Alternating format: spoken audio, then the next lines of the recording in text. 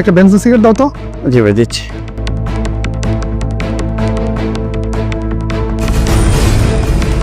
বেশটা দাও।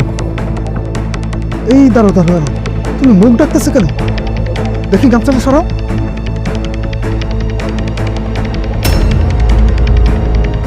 আমি যদি ভুল না করি তাহলে তুই মুজাম্মেল হাওলাদারের ছেলে মোস্তফা না? জি আমি মুস্তফা। তোর এই হাল কেন? আর তুই ঢাকা শহরের ফুটপাতে বসে চা বিক্রি করতেছস? মানে বিষয়টা বুঝলাম না।